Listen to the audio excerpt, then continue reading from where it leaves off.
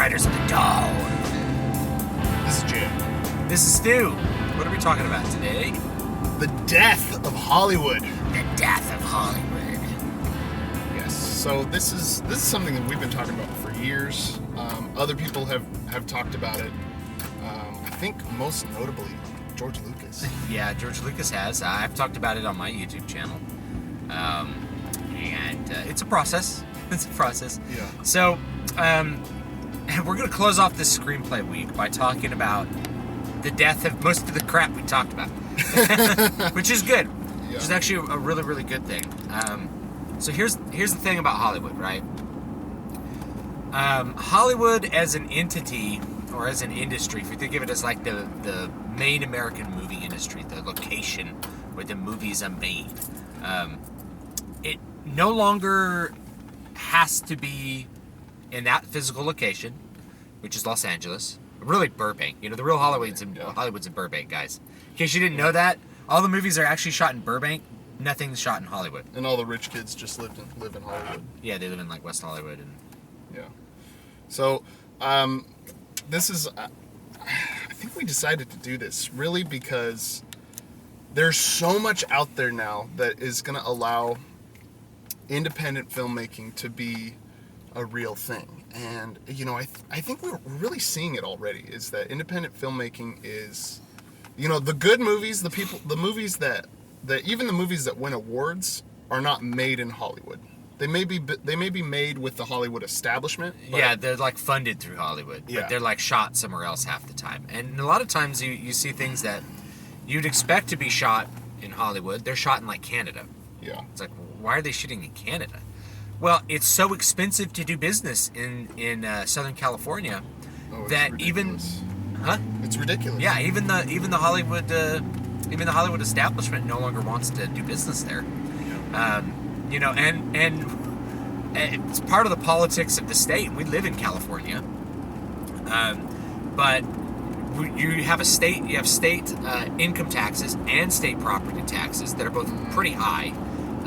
There's all sorts of taxes involved with the businesses. Yeah. They really, really looked at Hollywood as like a cash cow down in Burbank and LA, and really have started to push that business away from that physical location. Yeah. So even though the studio might be headquartered in Burbank, now you're doing a lot of work just well outside of that particular area. And now this is something we didn't talk about with our screenwriting, but let's see, where was Overnight Sensations originally taking place? Was it in Vegas? No, it was in, well, we originally thought like Fresno, and then we did Colorado. That's right. So we originally had it in Colorado. This is what I'm thinking of, and one of the pieces of feedback we got was you gotta move it out of Colorado. It can't be in Colorado. Specifically, it was in like Colorado Springs or Denver, and he's like, there's no way that we could film this in Colorado because the tax is too high. It's not friendly to film production.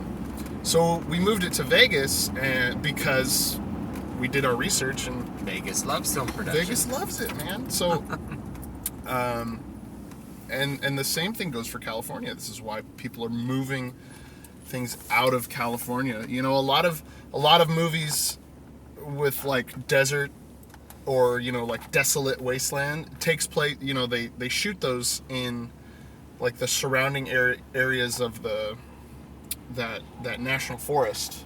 Angeles National Forest. Yeah. Yeah, it's shot outside of LA. You got to the desert. But you don't see that anymore. Yeah, you know, it's funny because, like, you know, because I lived there, I recognize all these locations. So I remember I was watching an episode of like Star Trek Voyager, I think, and they were out on like some desert, and I'm like, oh my god, dude, that's 58. Yeah, that's like I used to drive that road that's next to my house.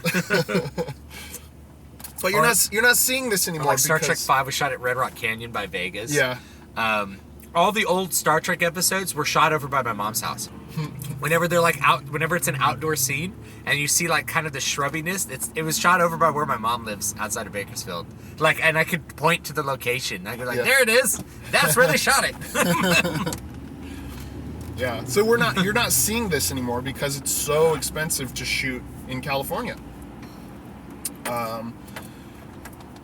Actually, unless it's like Fresno gives like tax incentives and stuff to like come and do stuff in Fresno. Do they? Yeah. A lot of the smaller cities are now, but you still have to deal with a lot of state regulations, state taxes. A lot of the badness comes in like LA proper. Right. LA like chased the porn industry out of itself recently. Yeah. That was kind of funny. But anyway, so yeah, it's expensive to do business in Hollywood. The other thing is, like, if you look at budgets have really exploded. And George Lucas actually said, he's like, what you're going to see in the future is just a few Hollywood movies that are super, super high budget, because it's really, it's getting harder and harder to make money in the cinemas. And people are like, oh, George Lucas, you're so silly. You say all kinds of things like that. And then it's like, a couple years later, it's like, that's happening, is that the Hollywood establishment is really only good at managing really giant budgets and huge marketing, because that's the way that you make money now. Mm-hmm. All the little movies, like, people aren't really willing to go see those in a cinema anymore because the home viewing experience has gotten so much better. So maybe we could break it down and think about all the factors. So that's the big one, expense, right? Yeah, expense is huge. So expense is going to continue to be a thing that's going to help destroy Hollywood. And what's happening is, especially with CGI effects, we talked about Jurassic Park earlier this week when we talked about log lines, but it took an entire room full of bays of computers to render one frame. It took like months to render just one sequence. Yeah, so now with computer hardware today, you can live render stuff like that. Oh yeah. So yeah, the cost of doing anything like that is getting way cheaper. If you guys saw like Prelude to Axanar, which was supposed to be a Star Trek fan film, I made some videos about it. And finally, we talked about Star Trek. We haven't talked about Star Trek at all this week. No, yeah, I talked about it like 10 minutes ago. It said Star Trek was shot over by my mom's house, which is true. They used to drive up to Kern County, and Kern Canyon's a really popular, like, quick and easy filming location, that Pyramid Lake. So anyway, what were you saying? Oh yes, Axanar. So Axanar, which was like a Star Trek fan film, and they're trying to make a bigger one, and they got into legal trouble. Anyway, they had a bunch of CGI sequences that looked really good. They looked better than the stuff from the 90s. They looked as good as the stuff in the movies. And it was made for like a couple grand, Yeah. And it was really, really cool to see that. But it's also just telling that that process is becoming much, much cheaper and easier to do than it was in the past. And I think a big reason for that is hardware is now better and cheaper than it's ever been. Yep.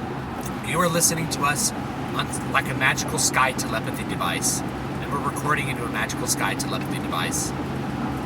It's like pretty amazing when you think about how great technology's gotten. And because technology's cheaper, that just lets more people get into this game. Yeah. And it's the same thing. It's the same thing with the music industry. We're seeing independent music production at such a high level that companies have sprung out of into existence because of it. And one of those companies you're probably listening to us now through.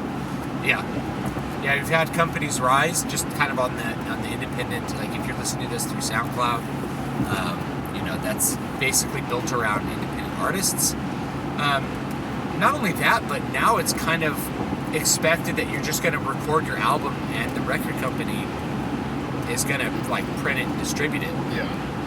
The record company doesn't even do the marketing. Yeah, I mean, well, they don't. They do marketing. They don't do the recording part anymore. Like it used to be back in the day. You'd be like, oh, we signed with Geffen Records, and we're set up to record this album, and this, the record company paid for it, and set everything up, and hired the producer, and just did all the work.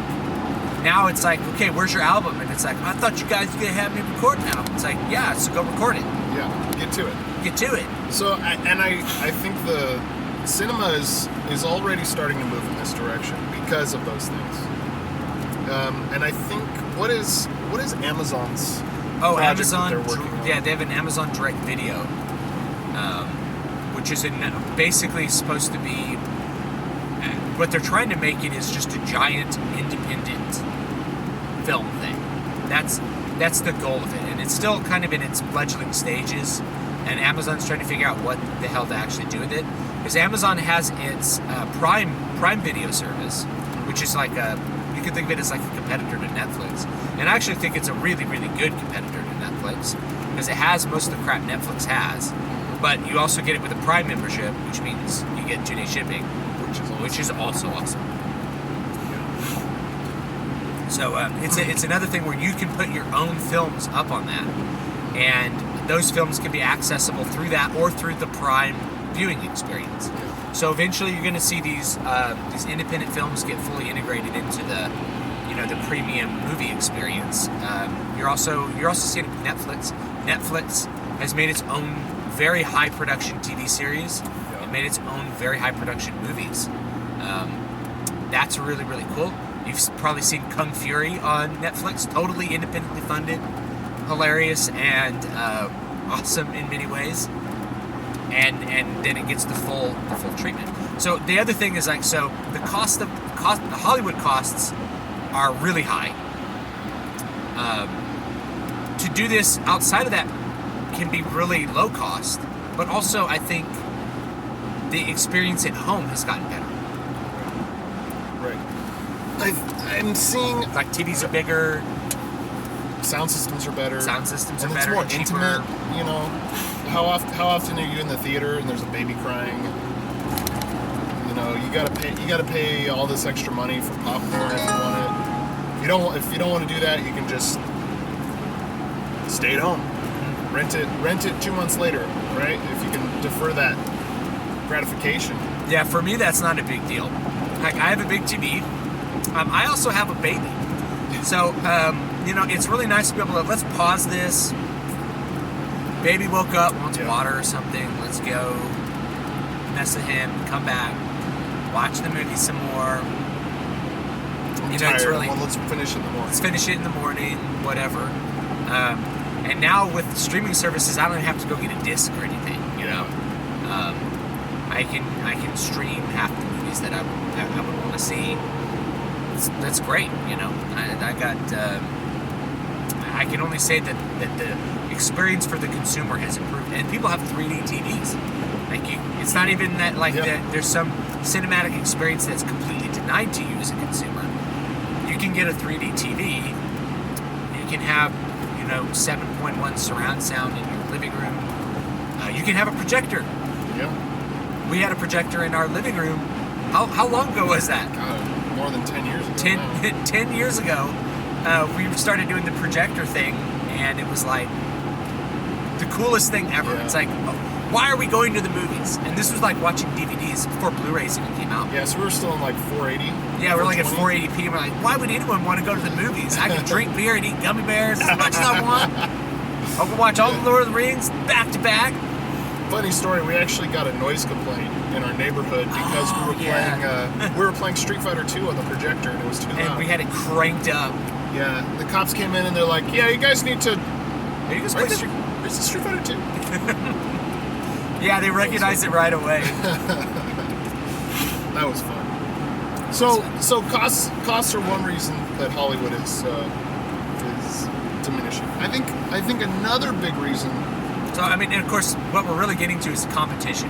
Yeah, is competition. Independent movies can now compete. Yeah. Independent movies. Here's the other thing about cheap hardware, right? You can now shoot a movie on like a DSLR camera. Right. Right. As long as you're willing to work in the digital format, it's really cheap to buy the hardware and then do it. Yeah. The main expense now is labor. Like paying an actor, paying someone to edit your movie if you're totally independent. If you're not doing all that yourself for free. Yeah. God, it's cheap. You could buy all the hardware you needed, included in a computer, like for $5,000. Yeah. Good quality microphones, top quality microphones, are at least so high a quality that they're within like 2% of the $6,000 microphones the studios use. Right. And no one's going to hear the difference, really. Especially once you do all that processing. And then half the time, you go to a movie and it's so compressed that it didn't matter what quality microphone they used when they shot it.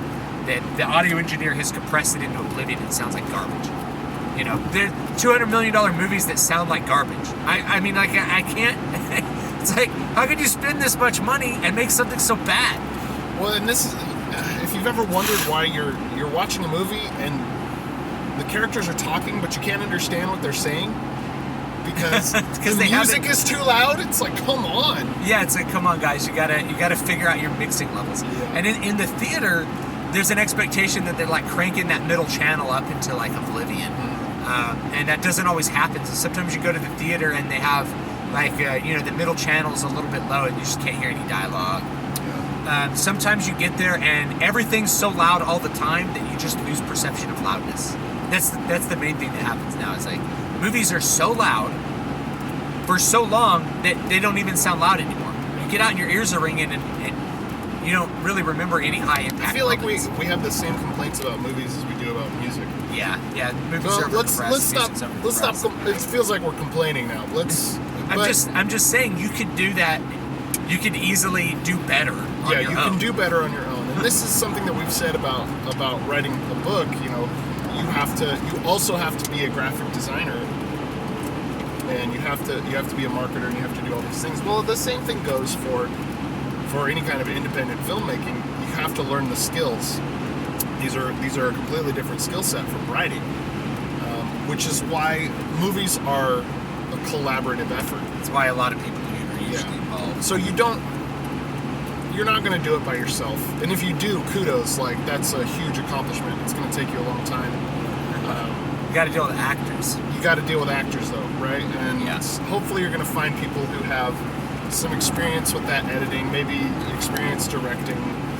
You can act for yourself sometimes, depending on how comfortable you feel in front of the camera. Yeah, depending on your time level too. I mean, you could shoot your movie and edit it yourself, and do the sound engineering yourself. But it's an expertise thing at a certain point where it's like, I'm a good cinematographer. Maybe I'm a good writer. Maybe I have to have my friend who's a sound engineer come in and manage the levels and manage the loudness of the channels to produce the right effects. Maybe I have to have an independent sound engineer work on the sound. That's okay. If you do it all yourself and you're okay with stereo and whatever, you can limit your expectations that way. But I still think, like, even if you brought in all those people, look at the credit roll in a major movie. If there's like hundreds of people who work on this production. Yeah, it's like an 88-minute long movie, and the final credit roll is like 10, 15 minutes. I remember seeing the credit roll for like Finding Dory, and no one wrote it. There was just like this list of like 20 writers. It's like story writers. I'm like, how does 20 people have their hands on this story? I don't understand. Yeah. I don't understand how that works, because like for us, like, I can't imagine having like more than 2 people's hands in a lot on a story. It's just like, it doesn't make any sense to me. Yeah. Nor is it necessary. Yeah, collaborating with more than 2 people. Once you add a third person, honestly, the dynamic becomes destabilized. That's collaboration. You can't have an equal 3-way partnership for the most part.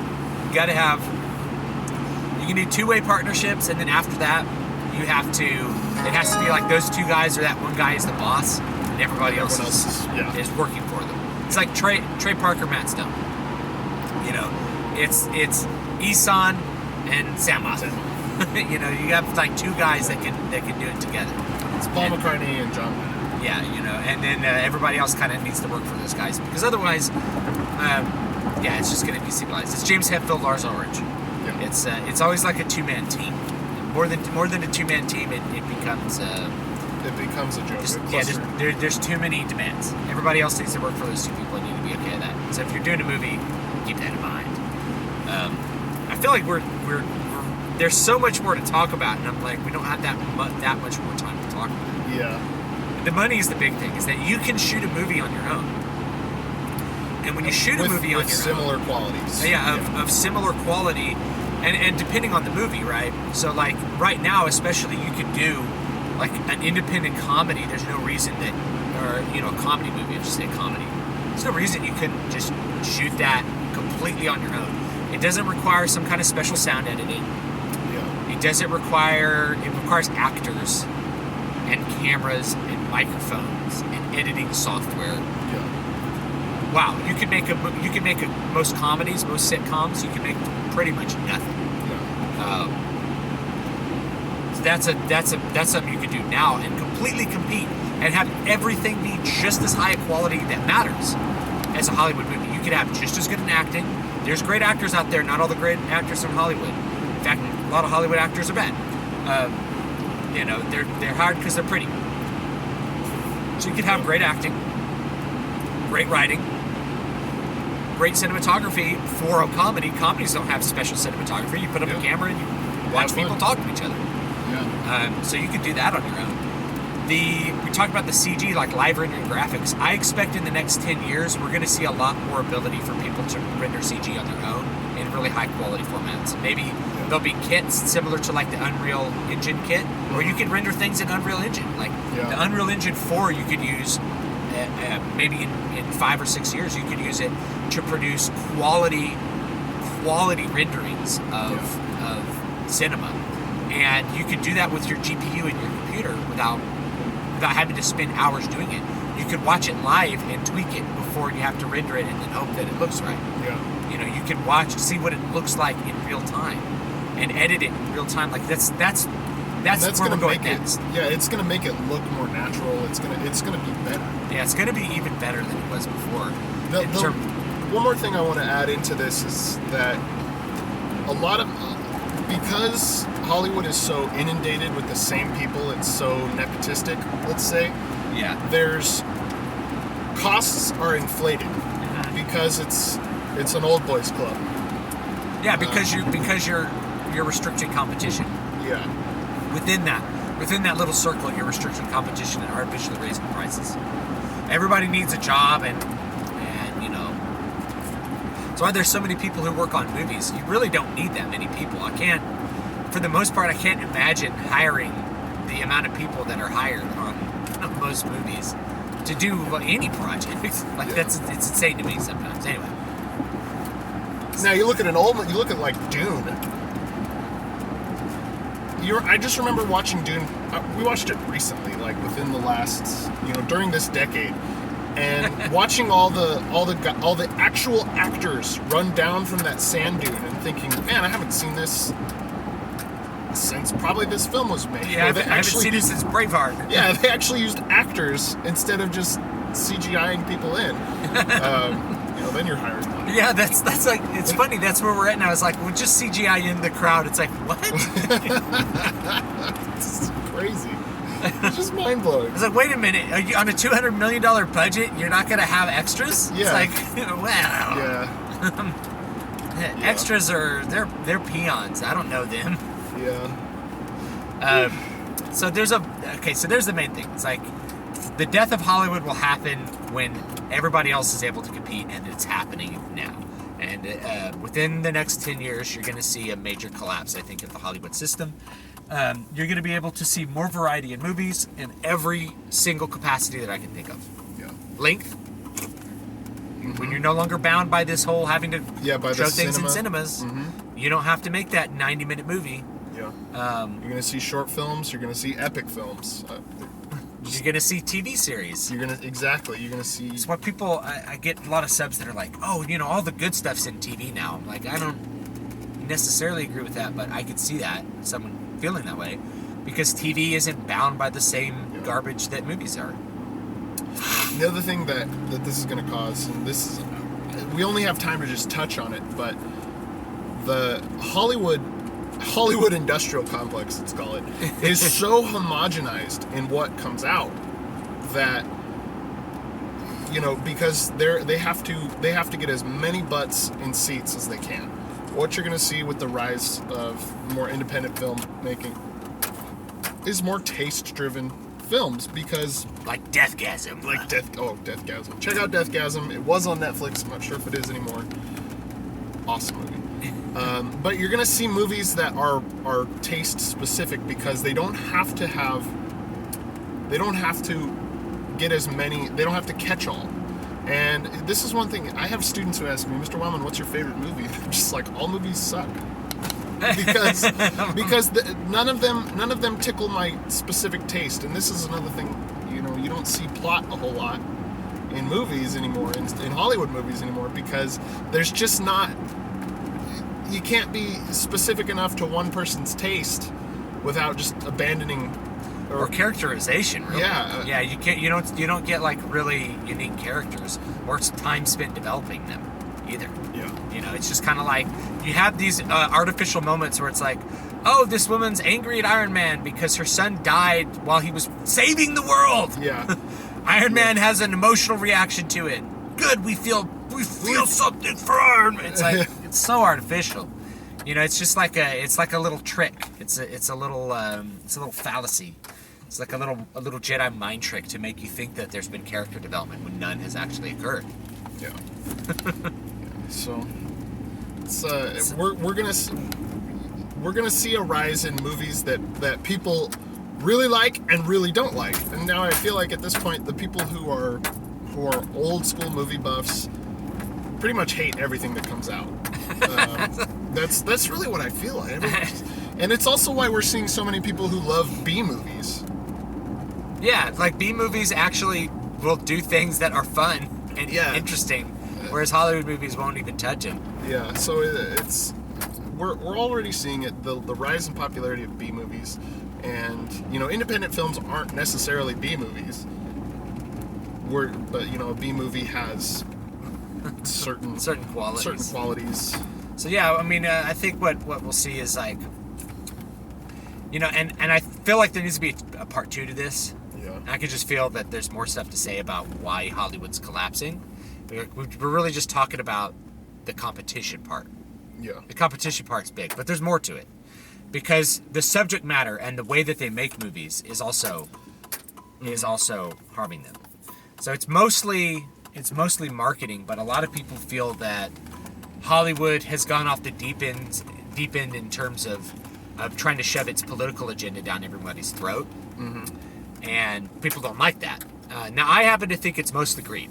Like, I there's a razor like, that which can be adequately explained through stupidity, or, don't attribute to malice that which can be adequately explained through stupidity. I'm like, don't attribute to politics that which can be adequately explained through greed. Mm-hmm. So, that's something. I think it's mostly greed, but a lot of people feel that, and they're not incorrect. But I think there's more to it than just this. But a lot of people don't like the politics of Hollywood. Yeah. That it doesn't represent. Part of why they're doing bad is that if you make a movie that has a political perspective from Hollywood, you're not talking to the majority of America remotely. Yeah. And you're not talking to the world remotely. So it's like, why didn't this movie do well? It's like, it had such an important political message. It's like people didn't like or want to interact with the political message that you thought you were putting out. So, yeah, we're gonna have to talk more about this. Let us know what you think. Yeah. I am so happy with how well the podcast has been doing. I think we're at like over 1,000. We're over 1,000 views or downloads, in just like 21 episodes, 22 episodes. So thank you guys so much for listening. Yeah, this is episode 24. 24. Yeah. Thank you guys so much for listening. So anyway, this has been Riders of the Dawn. This is, who am I? You're Stu. I'm Stu. Stu. This is Jay. You can find me at MatthewJWellman.com. You can find me at DavidVStewart.com and DVSPress.com. You can email the show, Stu, S-T-U, at DavidVStewart.com. Leave comments on SoundCloud, we can get to those. Or on the YouTube videos, we can get to those too. And you guys have a great date, yeah? Yeah. Now, if you guys don't want to have a great date, you don't have to. Don't let me tell you what to do. If you want to have a crappy date, you go do that. Okay, bye.